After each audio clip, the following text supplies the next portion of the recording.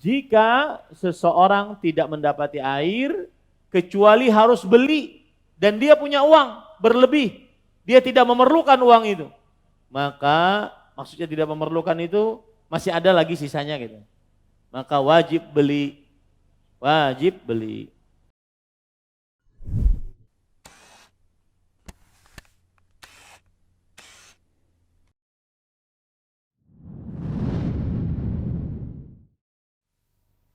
Bismillahirrahmanirrahim. Alhamdulillah. Nahmaduhu wa nasta'inuhu wa nastaghfiruh. Wa na'udzu billahi min shururi anfusina wa sayyiati a'malina. Man yahdihillahu fala mudilla lahu wa man yudlil fala hadiya lahu. Asyhadu an la ilaha illallah wahdahu la syarika lahu wa asyhadu anna Muhammadan 'abduhu wa rasuluh. Ya ayyuhalladzina amanu taqullaha haqqa tuqatih wa la tamutunna illa wa antum muslimun. Ya ayyuhan nasu taqu rabbakum alladzi khalaqakum min nafsin wahidah wa khalaqa minha zawjaha wa batha minhuma rijalan katsiran wa nisaa'a wattaqullaha alladzi tasaaluna bihi wal arham innallaha kana 'alaykum raqiba. Ya ayyuhalladzina amanu taqullaha wa qulu qawlan sadida yuslih lakum a'malakum wa yaghfir lakum dhunubakum wa man yuti'illaha wa rasulahu faqad faza fawzan 'azima. Amma ba'd, fa inna asdaqal hadits kitabullah wa ahsanal hadi hadi Muhammadin sallallahu alaihi wa ala alihi wa sallam wa syarrul umuri muhdatsatuha wa kullu muhdatsatin bid'ah wa kullu bid'atin dhalalah wa kullu dhalalatin finnar. Alhamdulillah, kita bersyukur pada Allah Subhanahu wa taala pada hari ini, hari Senin malam Selasa 20 Rajab 1443 Hijriah.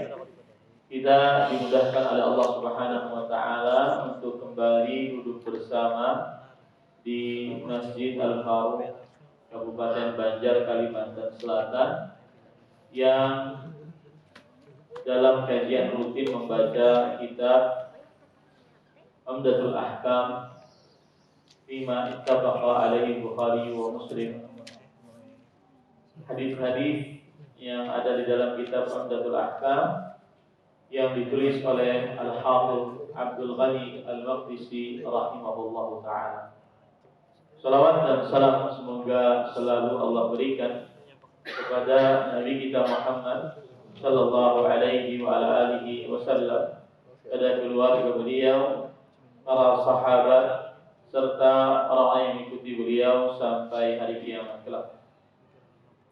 Dengan nama-nama Allah yang husna dan sifat-sifat yang mulia, kita berdoa, Allahumma inna nas'aluka ilman nafi'an wa rizqan tayyiban wa amalan mutaqabbala. Allahumma amin.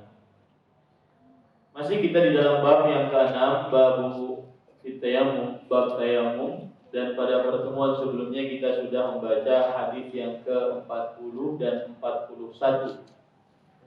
Hadis yang ke-40 yaitu an Imran bin Husain radhiyallahu anna Rasulullah sallallahu alaihi wa ala alihi wasallam ra'a rajulan mu'tazilan lam yusalli fil qawm faqala ya fulan ma mana'aka an tusalliya fil qawm faqala ya Rasulullah asabatni janabatun wa la ma faqala 'alaika bis-sa'idi fa innahu yakfi. Imran bin Husain radhiyallahu anhu menuturkan bahwa Rasulullah sallallahu alaihi wasallam melihat seseorang yang menyingkir, tidak mengerjakan sholat bersama yang lainnya. Nabi Muhammad sallallahu alaihi wasallam lantas bertanya, wahai fulan, apa yang menghalangimu untuk mengerjakan sholat bersama yang lain? Orang itu menjawab, duhai Rasulullah, aku lagi junub dan tidak ada air. Maksudnya tidak bisa mandi junub, akhirnya tidak bisa ikut sholat berjamaah. Nabi Muhammad sallallahu alaihi wasallam bersabda, kamu bisa menggunakan permukaan bumi itu sudah cukup bagimu. Kemudian hadis yang ke-41, an Ammar bin Yasir radhiyallahu anhuma qala ba'athani an-nabiy sallallahu alaihi wasallam fi hajati fa'ajnabtu falam ajri al-ma' fatamarrabtu fi as-sa'idi kama tamarrabu ad-dabbah thumma ataitu an-nabiy sallallahu alaihi wasallam fadzakartu dhalika lahu فقال إنما كان يكفيك أن تقول بيديك هكذا ثم ضرب بيده الأرض ضربة واحدة ثم مسح الشمال على اليمين وظاهر كفيه ووجهه. Ammar bin Yasir radhiyallahu anhu menuturkan bahwa dirinya pernah diutus oleh Rasulullah sallallahu alaihi wasallam untuk sebuah keperluan. Namun dia kemudian junub dan tidak mendapatkan air. Dirinya lantas bergulung-gulung di tanah sebagaimana binatang. Setelah itu dia menemui Nabi Muhammad sallallahu alaihi wasallam dan menceritakan hal itu kepada beliau. Nabi Muhammad sallallahu alaihi wasallam bersabda, sesungguhnya engkau cukup berbuat dengan kedua tanganmu sebagai berikut. Nabi Muhammad sallallahu alaihi wasallam lantas menepukkan kedua telapak tangan ke tanah sekali, lalu mengusap tangan kiri pada tangan kanan, mengusap punggung kedua telapak tangan dan wajahnya. Ini dua hadis yang kita pelajari pada pertemuan sebelumnya. Sekarang kita melanjutkan mempelajari permasalahan yang bisa kita ambil dari dua hadis ini. Yang pertama, yang pada pertemuan ini yaitu lanjutannya adalah apakah wajib mencari air? Jadi kalau seandainya di perjalanan lalu tidak ada air di tempat itu, wajibkah dia mencari air sampai dia benar-benar tidak menemukan air? Maka pendapat yang kita kuatkan adalah wajib mencari jika tidak ada air. Jadi wajib dia mencari air dulu, baru dia bisa bertayamum. Baik itu dia harapkan ada airnya atau dia hanya mengira ada airnya. Oh sebelah sana ada, oh sebelah sini pasti kita harapkan ada. Maka tetap wajib mencari. Ya, baru setelah mencari baru bisa bertayamum. Ternyata setelah dicari tidak ada, baru bisa bertayamum.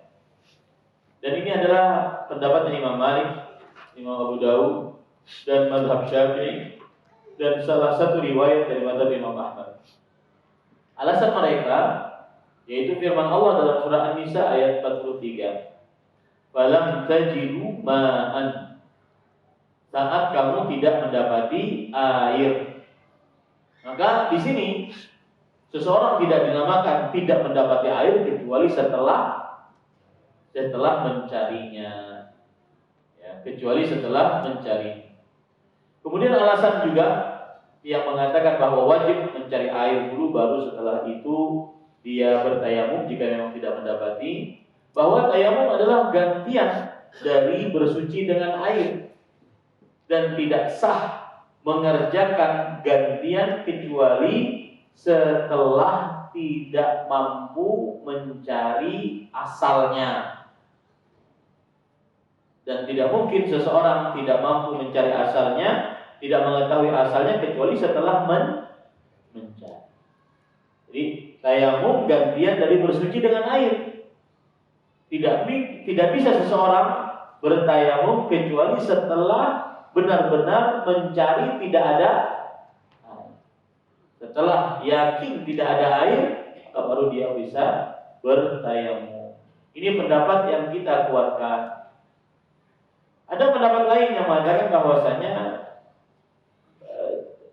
diwajibkan mencari kalau dikira ada air. Kalau nggak ada air ya sudah nggak usah cari. Yang penting selama tidak ada air boleh bertayamum. Diwajibkan mencari kalau dikira ada apa? Ada air. Kalau tidak ada air tidak perlu untuk mencari. Ya ini pendapat. Tetapi yang kita kuatkan tadi pendapat yang pertama bahwa wajib mencari. dia mengira ada air di sana atau dia mengira ada air di sini, yang penting wajib mencari dulu. Ya. Wajib mencari dulu. Baik. Kemudian permasalahan selanjutnya. Apa batasan yang dinamakan mencari air? Batasan orang dikatakan sudah mencari air sehingga boleh bertayamum, itu apa batasan? Maka para yang dirahmati oleh Allah Subhanahu wa taala, Imam Asy-Syaukani rahimahullah, ulama Islam abad ke-12 Hijriah. Beliau berkata, "Wa amma ijab talab ila akhiril waqt." Adapun kewajiban mencari air sampai akhir waktu. Misalkan nih, jam 12.30 salat zuhur. Tidak ada air. Maka dia wajib mencari. Sampai kapan? Sampai mau masuk waktu asar. Falam yadulla alaihi dalilun min apa? Falam yadulla alaihi dalilun wala min kitab wala sunnah wala qiyas sahih wala ijma'. Maka kata Imam Asy-Syaukani, wajib mencari air sampai akhir waktu ini enggak ada dalilnya. Paham enggak maksudnya? Wajib mencari air sampai akhir waktu itu tidak ada dalilnya. Baik dari Al-Qur'an, hadis Rasul ataupun qiyas atau ijma', tidak ada dalil. Wajib mencari air sampai habis waktu. Kemudian apa kalau begitu batasannya? Dikatakan dia mencari air. Idza qama al-musalli ila shalah wa lam yakun 'indahu ma' wa la kana qariban minhu yumkinu idraku wa yusalli as-salata li waqtiha jaza lahu tayammum. Yang artinya, jika seorang yang sholat mendirikan sholat, lalu dia tidak memiliki air, di sekitarnya pun dia tidak mendapati air, kemudian dia sholat pada waktunya, maka pada waktu itu dia tetap tidak mendapati air, maka pada waktu itu boleh dia bertayamum. Artinya apa? Batasannya mungkin 15 menit aja gitu. Karena batasannya berwudu, sholat tersebut.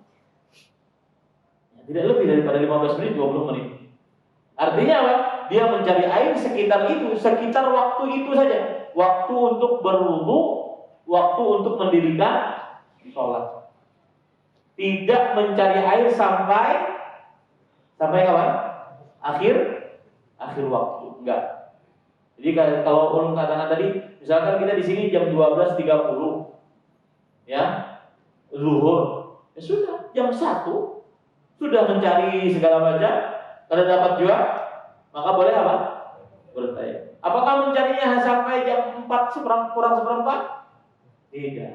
Paham itu? Itu yang dimaksud oleh Imam Asy-Syaukani rahimahullahu ta'ala. Kenapa demikian? Karena Allah Subhanahu wa ta'ala berfirman dalam surah Maidah, "Idza kuntum ilas shalah." Jika kalian ingin mendirikan salat. Lalu setelah itu Allah menyebutkan keringanan bertayamum jika tidak ada air. Ini menunjukkan bahwasanya batasan mencari air yang dinamakan mencari air secukupnya orang berwudu dan sholat itu. Kalau dia sudah mencari sana sini tidak dapat juga, maka sudah dia dinamakan sebagai orang yang apa? Mencari air. Kalau sudah dinamakan orang yang mencari air berarti apa? Boleh bertayamum. Nah, ini para ikhwah yang dirahmati oleh Allah Subhanahu wa taala. Baik. Kemudian permasalahan selanjutnya, jika ada air akan tetapi terhalang untuk sampai ke sana, ada penghalanginya. Baik itu binatang buas atau musuh, atau ada kebakaran, atau ada orang maling di situ. Bagaimana? Kalau ada air tapi terhalang dengan berbagai macam sebab, maka pada yang dirahmati oleh Allah Subhanahu wa taala, orang seperti ini, kata Imam Ibnu Qudamah rahimahullah dari Madzhab Hambali di dalam kitab beliau Al-Mughni, mengatakan fahiya 'adimatu. Maka orang seperti ini seperti dia tidak memiliki air. Saya bacakan perkataan beliau, wa man hala bainahu, siapa yang terhalang antara dia wa bainal ma, dengan air, sab'un, binatang buas, au aduun, musuh, au hariqun, kebakaran, au risun, pencuri, fahuwa kal'adim, maka dia seperti tidak memiliki air. Ada air banyak, dikuasai buahnya, dikuasai musuh. Makanya Nabi Muhammad SAW kalau perang di sebuah tempat, beliau bersegera datang ke sana agar mencari celah mata air sehingga bisa menguasai mata air tersebut untuk minum pasukan. Paham itu ya? Kalau terlambat datang, maka nanti mata airnya dikuasai pasukan. Akhirnya pasukan kehausan. Nah itu dia. Bahwa kal'adim, maka dia seperti tidak memiliki air. Walau kana al-ma'u bi mujam'il fusaq takhafu al-mar'atu 'ala nafsiha minhum fa hiya 'adimatuhu. Kalau seandainya ada air tapi dikuasai oleh orang-orang fasik, suka mengganggu perempuan, maka seorang perempuan mau datang ke sana, dia khawatir kesuciannya. Ini ulun berpesan, ya, pesan kepada para orang tua yang punya anak perempuan, jaga anak perempuan pian. Jangan sampai berzina sebelum menikah. Karena urusannya ribet, urusannya susah. Kalau sudah berzina sebelum menikah, maka nanti urusannya kalau hamil tidak boleh dinikahkan. Kalaupun menikahkan setelah hamil, anak yang lahir itu bukan anak yang bisa mewarisi bapak yang bukan syar'inya, dan seterusnya. Urusannya ngalih. Ya, hati-hati yang punya anak perempuan. Maka ini disebutkan oleh para ulama, kalau dia takut kesuciannya, maka dia seperti tidak memiliki air. Wa man kana fi mawdhi'in 'inda rahli fa khafa in dhahaba ila al-ma' dhahaba syai'un min rahli aw syaradat dabbatuhu aw suriqat aw khafa 'ala 'alihi lissan aw sab'an khaufan syadidan fa huwa kal'adim. Dan begitu juga kalau orang dalam perjalanan, dulu pakai hewan tunggangan, sekarang pakai mobil atau pakai motor. Kalau orang dalam perjalanan, dia khawatir kalau dia pergi mencari air, maka makanan yang ada di dalam hewan tunggangannya atau kendaraannya hilang, ya, atau dicuri, atau dia khawatir keluarganya ini berbahaya kesuciannya dan seterusnya, maka orang ini pun seperti orang yang tidak memiliki air. Ini menunjukkan para ikhwah, menjaga harta, menjaga nyawa, menjaga kesucian keluarga lebih diutamakan dibandingkan memaksakan mencari air. Dan ulun pernah itu di Masjidil Haram, masih ingat sampai sekarang kejadiannya. Ketika itu di Masjidil Haram bawa keluarga, Ummu Suraya, anak-anak. Kemudian mau sholat di tempat yang laki-laki, maka orang Arab mengatakan, jangan di sini. Ini tempat laki-laki, bawa istrimu ke sana. Tidak pantas kamu meletakkan laki-laki perempuan di sini. Bawa istrimu ke sana.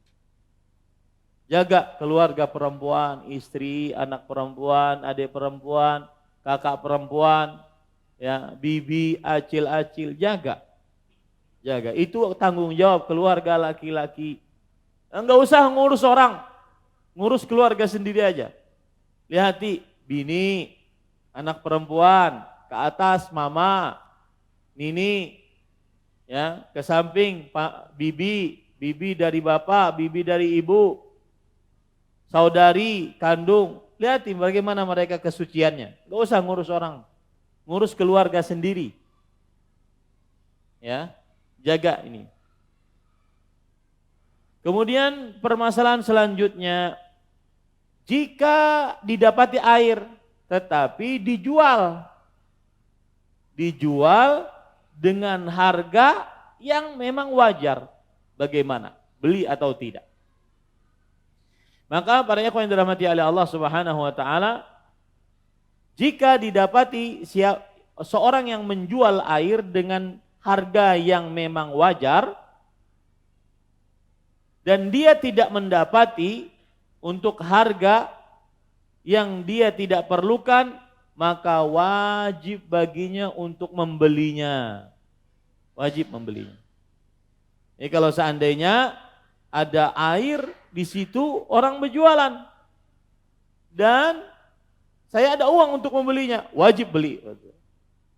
Wajib beli. Ya, ini para ikhwan yang dirahmati oleh Allah. Imam Nawawi rahimahullah berkata dalam kitab beliau Al-Majmu' Syarhul Muhadzab, "Idza wujidal ma' yuba'u bi thamanin mislihi."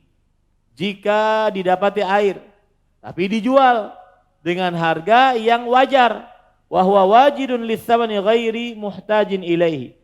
Dan dia punya uang untuk beli dan dia tidak memerlukan uang itu.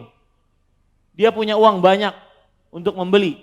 Lazimahu syira'uhu bila khilaf. Wajib orang ini membeli tanpa ada perbedaan pendapat di antara para ulama. Wajib. Ya, ini para ikhwan yang dirahmati oleh Allah Subhanahu wa taala. Kemudian Imam Nawawi mengatakan, qultu wa huna qaulun ajib li Ibnu Hazm. Ini ada perkataan yang aneh atau yang takjub, yang ajib dimiliki oleh Ibnu Hazm.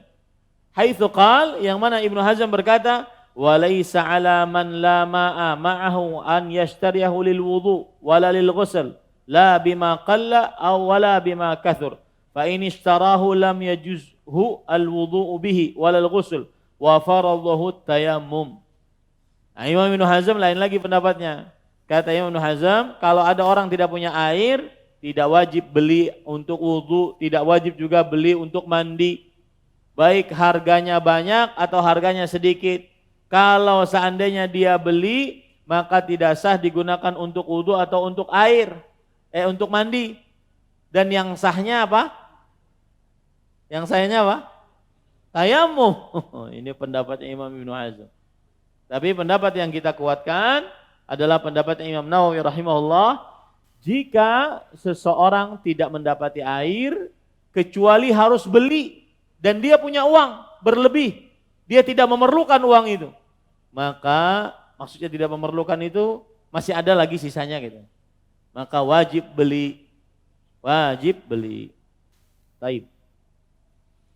Permasalahan selanjutnya, jika dia mendapati air dijual, tapi dijual dengan harga mahal, lebih daripada kebiasaannya.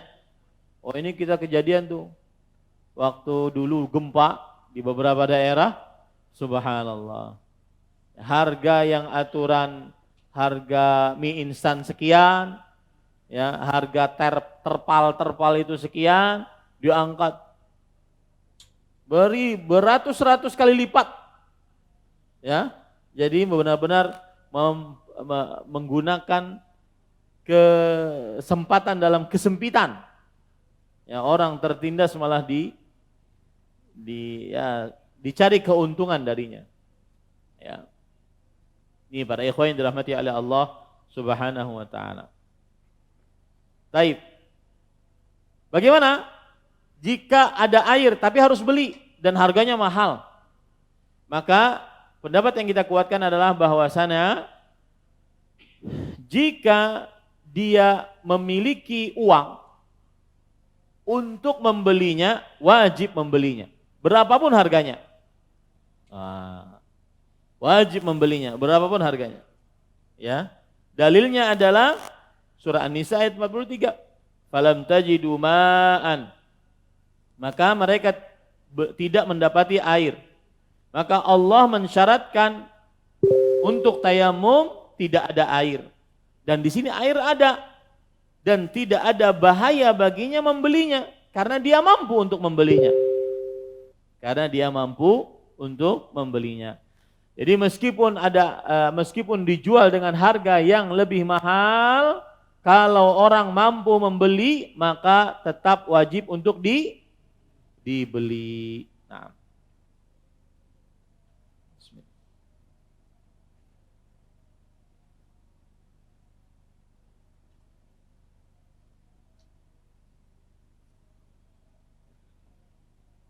Kemudian,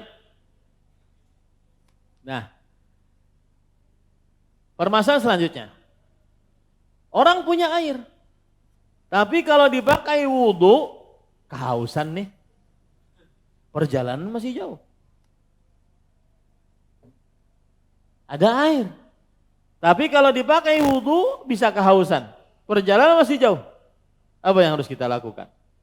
Maka Imam Ibnul Munzir rahimahullah di dalam kitab beliau Al-Ijma' ajma'a kullu man nahfadhu anhu min ahli al-ilm ala anna al-musafira idha khashya ala nafsi al-'atash wa ma'ahu miqdaru ma yatatahharu bihi min al-ma' annahu yubqi ma'ahu lisyurbi wa yatayammam. Para ulama yang kami hafal mereka berijma', bersepakat bahwa musafir jika dia khawatir terhadap dirinya kehausan dan dia memiliki air yang cukup untuk berwudu, tapi kalau dipakai kehausan, maka dia biarkan airnya ya untuk diminum agar tidak kehausan dan dia bertayamum. Apa pelajaran yang kita bisa ambil? Menjaga nyawa lebih utama dibandingkan mengerjakan hak Allah Subhanahu wa taala. Makanya beberapa waktu yang lalu sebagian ulama berpendapat untuk salat di rumah, untuk salat berjarak, ya, berpendapat demikian agar menjaga nyawa lebih utama. Karena saf yang rapat, ya, atau saf yang renggang maksud saya, itu hukumnya makruh. Hukumnya makruh. Dan kemakruhan hilang dengan adanya keperluan yang mendesak. Paham? Kemakruhan hilang dengan adanya keperluan yang mendesak. Artinya makruh itu tidak dianggap kalau ada keperluan. Kenapa? Bahkan keperluannya sangat mendesak, menjaga nyawa. Ya, menjaga nyawa. Nah, ini para ikhwan yang dirahmati oleh Allah Subhanahu wa taala. Contoh juga pakai masker. Pakai masker hukumnya makruh saat sholat. Dan kemakruhan hilang saat diperlukan. Paham maksud saya? Kemakruhan hilang saat diperlukan. Kenapa? Apalagi yang diperlukan ini bukan sembarangan, untuk menjaga nyawa. Menjaga nyawa. Adapun sebagian yang berpendapat bahwasanya orang semua ke masjid dalam keadaan sehat, ya, maka itu pendapat. Wijhatun nazar, sisi yang lain. Dan di dalam hal ini kita tidak menutup orang untuk berpendapat. Permasalahan luas, ya, permasalahan apalagi permasalahan yang datang temporer atau kontemporer, maksudnya datang saat-saat sekarang ini saja. Jadi jangan sampai di situ, kada betawakal ikan pakai masker nih. Dari mana ukurannya, Pianto? Ya, harus belajar lagi masalah manhaj kalau begitu, masalah akidah. Bukan. Ya, seperti itu. Taib. Kemudian pada ikhwan yang dirahmati oleh Allah Subhanahu wa taala. Lalu permasalahan selanjutnya. Jadi apa tadi? Kalau ada air, tapi kalau digunakan khawatir kehausan, maka apa yang harus kita lakukan? Tayamum. Taib. Ada orang mendapati air dan dia dalam keadaan berhadas kecil, tapi tidak cukup digunakan untuk bersuci. Nah, pahamlah maksudnya. Ini ada air nih, airnya sedikit benar. Tidak cukup digunakan untuk bersuci, sedangkan beliau dalam keadaan berhadas kecil. Wajib berwudu sebelum sholat. Bagaimana?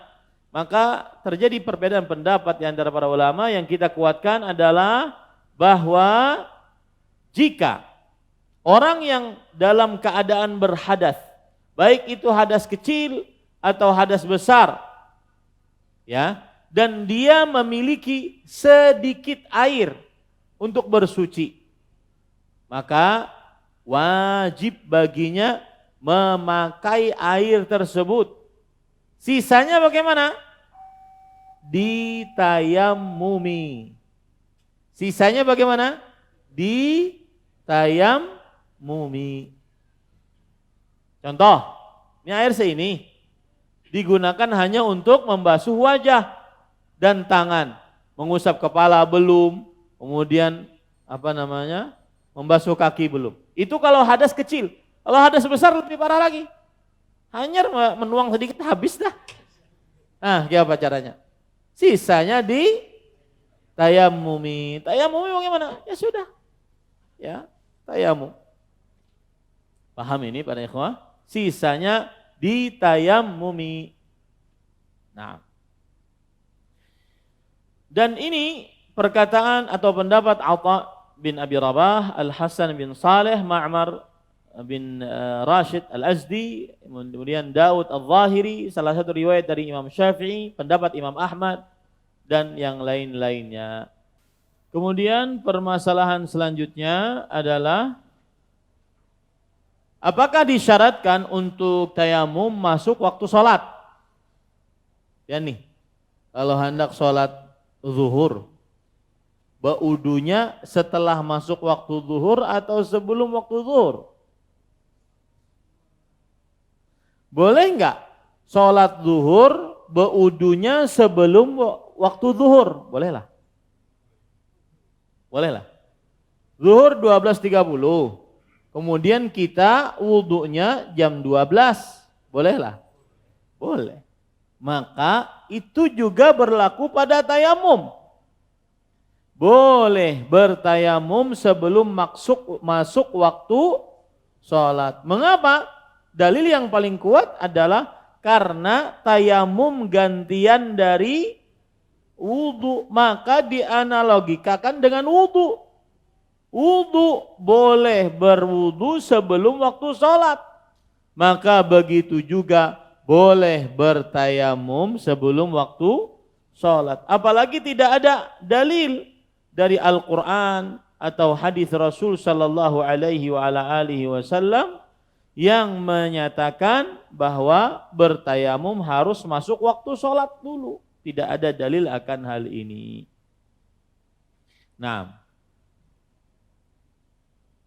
dan ini adalah pendapat dari jumhur ulama, mazhab Maliki, mazhab Syafi'i, mazhab Hambali. Dan ini juga pendapat sahabat-sahabat Nabi, di antaranya Ali bin Abi Thalib radhiyallahu an, Abdullah bin Umar radhiyallahu anhuma, Amr bin As radhiyallahu an. Alasan mereka adalah firman Allah surah Al-Maidah ayat 6. Ya ayyuhalladzina amanu idza qumtum ila shalah, sampai kepada ayat falam tajidu ma'an fatayammamu. Kata mereka, ayat ini konsekuensinya adalah bahwa orang tersebut berwudu dan bertayamum saat mau memulai sholat, dan boleh mendahulukan wudu sebelum masuk waktu sholat dengan ijma'. Maka begitu juga tayamum, boleh bertayamum sebelum masuk waktu sholat. Nah, itu pendapat yang kita kuatkan, ya. Baik, permasalahan selanjutnya, apa hukum bertayamum bagi siapa yang khawatir terhadap dirinya bahaya kalau memakai air? Ini kalau pakai air berbahaya. Apa hukumnya?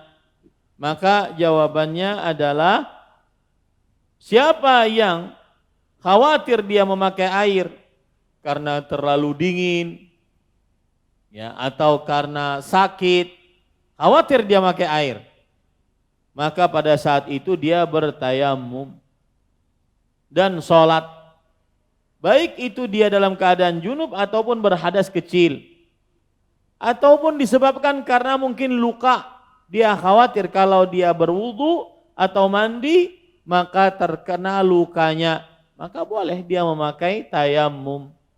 Yang jelas orang boleh bertayamum jika dia khawatir terhadap dirinya bahaya dalam pemakaian air, ya. Dan para ikhwan yang dirahmati oleh Allah Subhanahu wa taala, ada hadis yang menarik disebutkan dari sahabat Nabi Amr bin As radhiyallahu anhu. Amr ibn As, beliau bercerita, ihtalamtu fi lailatin baridatin syadidatil bard. Aku mimpi junub pada malam yang sangat dingin, dan Madinah kalau dingin sekali sampai minus, saya pernah minus, ya. Fa asfaqtu in iktasaltu an ahlak. Aku khawatir kalau aku mandi aku binasa. Fatayammamtu, maka aku pun bertayamum. Tsumma shallaitu bi ashabi salat as-subh. Lalu jadi imam pulang. Salat subuh. Ya. Falamma qadimna ala Rasulillah sallallahu alaihi wasallam dzakartu dzalika lahu. Ketika kita kembali ke Rasulullah sallallahu alaihi wasallam ke kota Madinah, aku sebutkan itu. Faqala ya Amr, shallaita bi ashabika wa anta junub? Lalu Rasulullah SAW bertanya, wahai Amr, benarkah engkau telah sholat memimpin para sahabatmu dalam keadaan kamu junub? Kemudian Amr bin As mengatakan, na'am ya Rasulullah, inni ihtalamtu fi lailatin baridatin syadidatul bard. Aku bermimpi basah pada malam yang sangat dingin. Fa asfaqtu in ightasaltu an ahlak. Maka aku khawatir kalau aku mandi aku akan binasa. Wa dzakartu qaula Allah azza wa jalla wala taqtulu anfusakum innallaha kana bikum rahima. Dan aku ingat Allah berfirman surah An-Nisa ayat 29, jangan kalian bunuh diri kalian sendiri.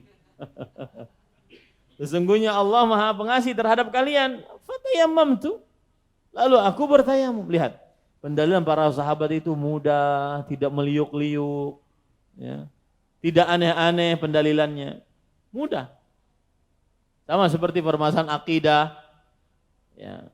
Allah turun ke langit dunia, kemudian Allah beristiwa di atas, mudah. Sudah imani saja.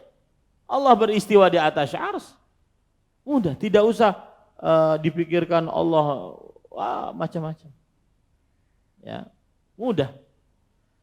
Lalu aku salat, fadhahika Rasul sallallahu alaihi wasallam wa lam yakun syai'an. Maka Rasul sallallahu alaihi wasallam pun tertawa dan tidak mengatakan sesuatu apapun. Ini menunjukkan bahwasanya boleh. Ya, ini para ikhwan yang dirahmati oleh Allah Subhanahu wa taala. Baik, permasalahan selanjutnya.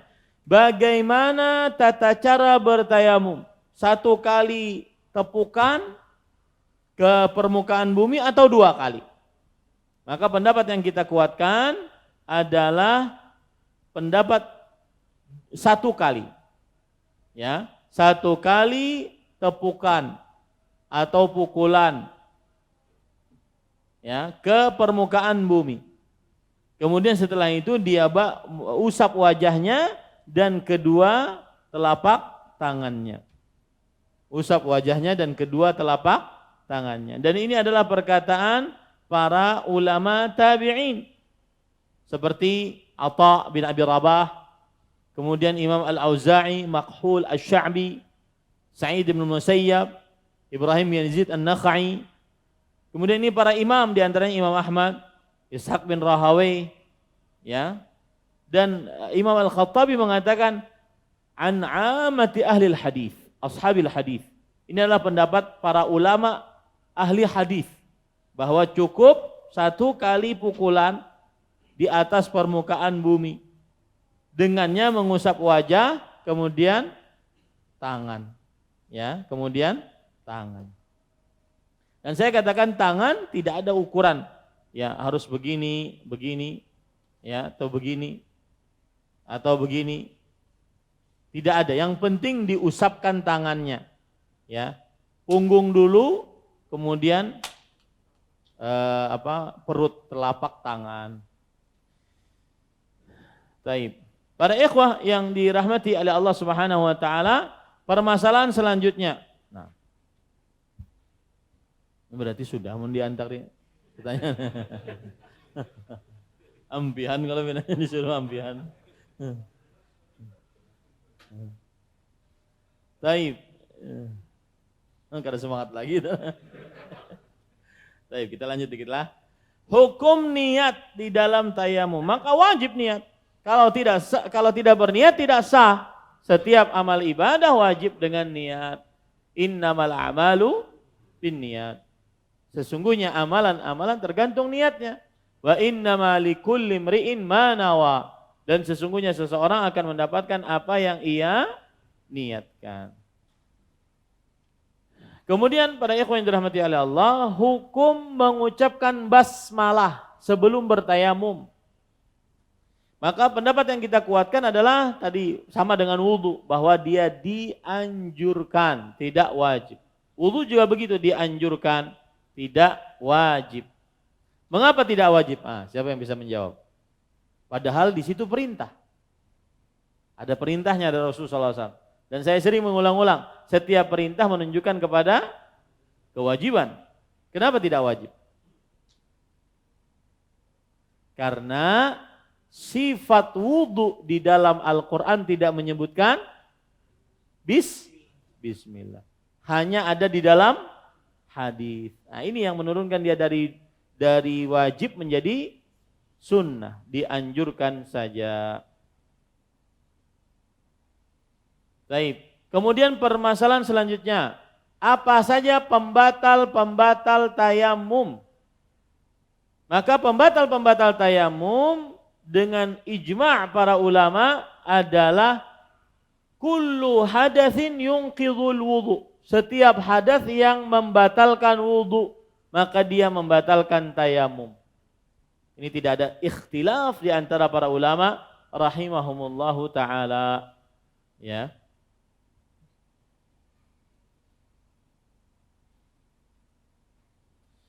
Kemudian pembatal yang kedua dari tayamum selain pembatal wudu adalah adanya air, mendapati air, atau sanggup memakai air setelah tidak sanggup. Nah, ini batal tayamumnya. Sanggup memakai air setelah tidak sanggup, maka ini batal tayamumnya. Dalam hadis disebutkan as-sa'idu thayyib wudu'ul muslim, yang artinya debu yang suci itu adalah wudunya seorang muslim. Fa illam yajidil ma'a 10 sinin, meskipun tidak mendapati air selama 10 tahun. Fa idza wajadal ma' falyumissahu basyaratahu. Kalau seandainya dia mendapati air, maka dia kenakan kulitnya dengan air tersebut. Ini menunjukkan bahwasanya apabila mendapati air ataupun sudah sanggup memakai air, maka apa? Batal tayamumnya. Maka batal tayamumnya. Baik. Permasalahan selanjutnya adalah yaitu apakah dia sholat dengan tayamum lebih dari satu sholat? Apakah boleh sholat dengan tayamum, satu tayamum dengan lebih dari satu sholat? Atau satu kali tayamum, satu kali sholat? Maka wallahu alam, pendapat yang kita kuatkan adalah bahwa orang yang bertayamum maka dia boleh sholat sekehendaknya.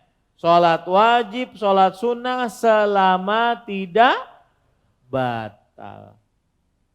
Nah, jadi tidak ada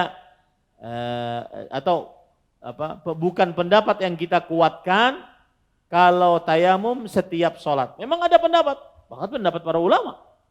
Ali bin Abi Thalib, Abdullah bin Abbas, Abdullah bin Umar radhiyallahu anhu mengatakan bahwasanya tayamum dilakukan untuk setiap sholat. Jadi setelah salam tayamum lagi, setiap salam tayamum lagi. Nah, ini pendapat para sahabat. Ya, tetapi yang kita kuatkan adalah bahwa orang yang bertayamum boleh sholat dengan tayamumnya sekehendaknya dari sholat-sholat. Baik itu sholat wajib, sholat sunnah, selama tidak batal tayamumnya. Wallahu a'lam. Nah, masih panjang lagi ya permasalahan kita. Sebentar, ulun lihat dulu berapa lagi sisanya.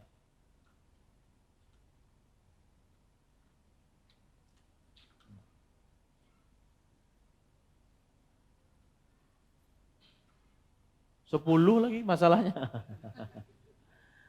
Nah, 10 lagi masalahnya, ya. Cukup kiranya mungkin ya. Atau lanjut? Cukup kah? Lapar nggak sudah? Baik.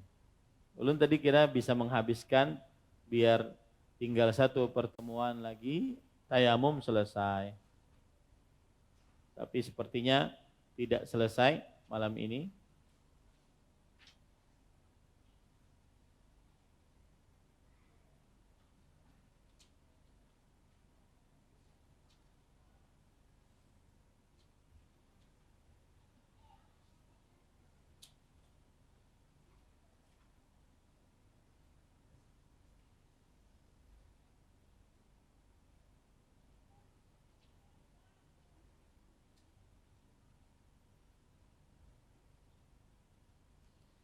Pertanyaan, di kampung saya terdapat satu masjid dan satu musola, tapi status masjid tersebut belum wakaf karena permasalahan waris. Selain itu, imam tetap pemilik waris masjid tersebut memiliki riwayat pernah mengalami gangguan jiwa, depresi. Sehingga kalau mengimami sholat bacaannya agak ngebut. Sementara musallanya status sudah wakaf dan bacaan imamnya cukup bagus. Kira-kira Ustadz lebih baik sholat di masjid atau musalla apabila saya mudik, khususnya saat sholat Jumat. Maka yang saya kenal ini ada beberapa permasalahan. Permasalahan pertama adalah antara masjid dan musalla. Musalla biasanya tidak disolati Jumat kalau di Indonesia. Musalla istilah sebuah tempat masjid yang kecil yang tidak disolati Jumat biasanya. Itu satu. Kemudian yang kedua, mana yang lebih utama antara sholat di musalla dengan masjid? Yang paling banyak makmumnya itu yang lebih utama. Kemudian yang paling bagus jadi imamnya saat dia menjadi imam, ya, sehingga sholat berjamaahnya sempurna. Jadi dilihat dari beberapa sisi, tidak bisa kita katakan masjid lebih utama, mushola tidak utama, tidak. Tetapi dilihat dari beberapa sisi. Adapun permasalahan wakaf, tidak wakaf, maka ini tidak mengurangi. Saya tidak terlalu sependapat dengan harus diwakafkan. Kalau seandainya tidak diwakafkan, kemudian jadi milik pribadi, kemudian bermasalah pada sholat berjamaahnya. Lebih baik dia mengerjakan sholat berjamaah. Apakah itu di musola yang sudah diwakafkan, tidak diwakafkan, atau kan di masjid yang diwakafkan atau tidak diwakafkan. Wallahu alam. Jadi nasihat saya adalah lihat jamaah yang paling banyak. Kemudian tentunya dibarengi dengan imam yang lebih baik daripada yang lain. Karena Rasulullah SAW bersabda, "Wal ya ummakum ahadukum aqra'ukum li kitabillah." Yang menjadi imam kalian adalah yang paling banyak hafalan Al-Qur'annya dan tentunya dia paling bagus bacaannya. Dan juga memahami hukum-hukum salat. Ini yang perlu diperhatikan. Wallahu a'lam. Cukup kiranya. Insyaallah kita lanjutkan pada pertemuan yang akan datang. Dan masih sisa 10 lagi ya.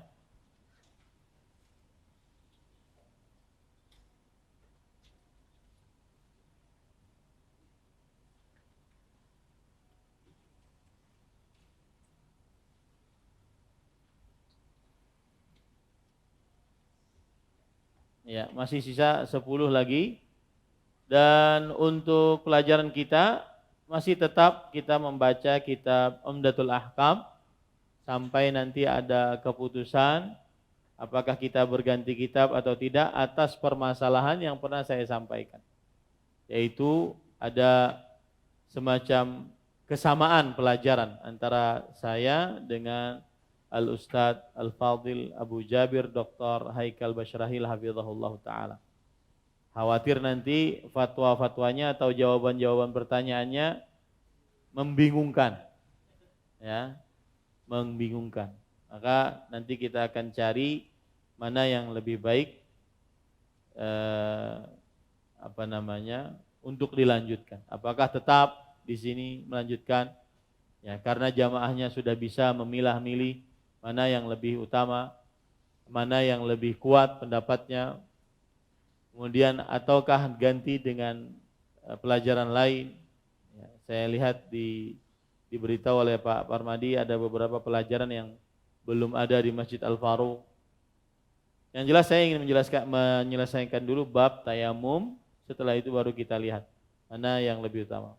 Kalau seandainya ngoyak-ngoyak mencari yang lain, lanjutkan aja gitu sudah. Ya, demikian. Kita cukupkan dengan kafaratul majlis. Subhanakallahumma bihamdik asyhadu an la ilaha illa anta astaghfiruka wa atubu ilaik. Wassalamualaikum warahmatullahi wabarakatuh. Terima kasih. Jazakumullah khairan wa barakallahu fikum. Video ini dibuat atas partisipasi dari donasi Anda. Semoga menjadi amal jariah bagi Anda semuanya.